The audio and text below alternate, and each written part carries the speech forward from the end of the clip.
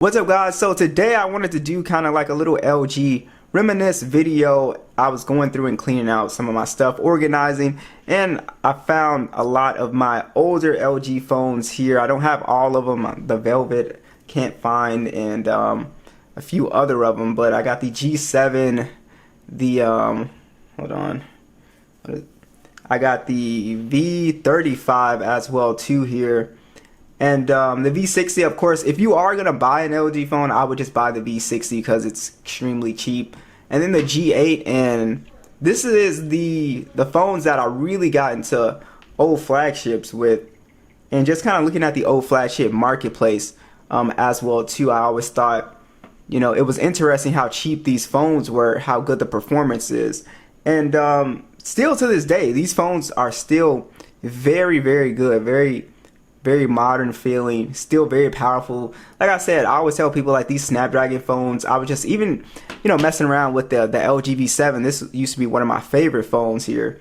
It still runs pretty well. I think this has the Snapdragon 845 chipset on it, and it still runs really well. It's still playing games, and it's still, you know, loading up YouTube videos fine. I think this phone has a 1440p display, because when I was looking at it, the display on here is like crazy good. All of the LG displays are really good on here.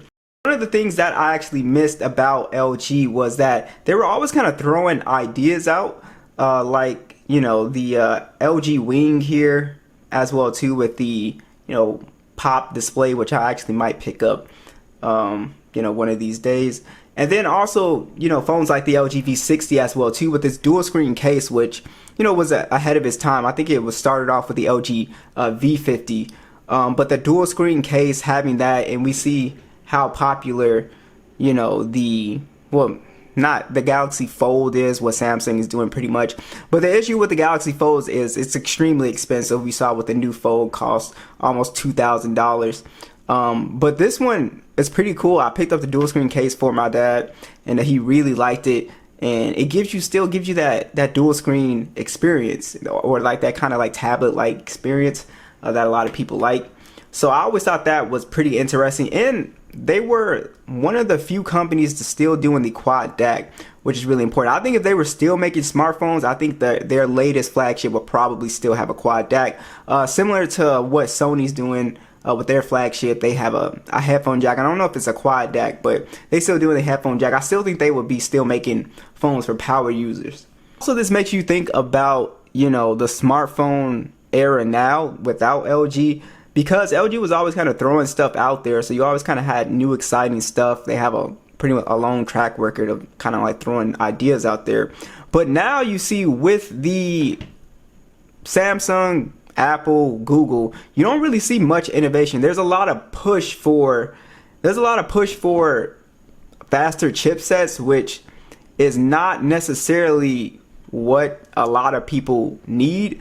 Because one thing that I always show on this channel is that, you know, a phone like the LG V60, even something like you know, a pretty much older phone like a Galaxy, not a Galaxy, but a V50, this phone will still play games really well. Call of Duty, you know, I show this all the time on my channel. You look at any older Galaxy phones like the Note 20 Ultra, still able to play games great. Note 10 Plus, 855. I'm pretty sure even the 845 chip here can probably still play games really well. I haven't tested that one out yet, but so what you're seeing here is basically what they're doing is more processing speeds, and now you do have the Galaxy AI stuff. So AI is now a big thing now, which is probably one of the more exciting things with smartphones recently. But if you think back to like the, let's just say S21 Ultra, S20 Ultra, there hasn't really been that much change. The cameras have gotten a little bit better, but if I compare S21 Ultra to even the S24 Ultra, you won't really notice that much of a difference. So the focus is really interesting there. You know, they're kind of just like making the same phone over and over again this year. But like I said, that the AI stuff is probably the most interesting thing that we've seen, you know, in recent years for smartphones. But like I always tell people, you really don't need a new phone like that. You don't really need to upgrade unless you're like you know, you're into tech and stuff like that, because a much older phone from 4 or 5 years ago is still gonna pretty much be almost on par with a new phone that came out today. That's for Google, Samsung, iPhone, whatever. So I just think it's pretty interesting. You don't really see a lot of exciting, stuff. I think the last exciting thing that we pretty much seen with smartphones, well, the last thing for me was like, I think that nothing phone with the kind of like glyph light thing, which was kind of gimmicky, but it was interesting. I was somewhat entertained by the whole concept, but there's just not a lot of excitement with smartphones. I think since LG left, you just don't see a lot of innovation. I know Samsung's doing their Galaxy Flip and their Fold, but the phones are so ridiculously expensive.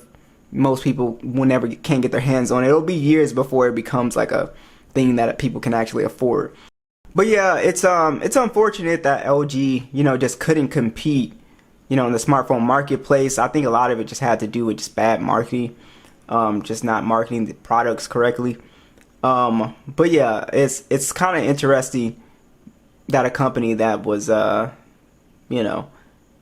doing so much experimentation and really liked by a lot of people, but they got a lot of flack for reviews and stuff like that, So it's just an interesting, company with some really great phones. Really unfortunate. So what do you guys think? Be sure to let me know, and I'll catch you guys in the next one.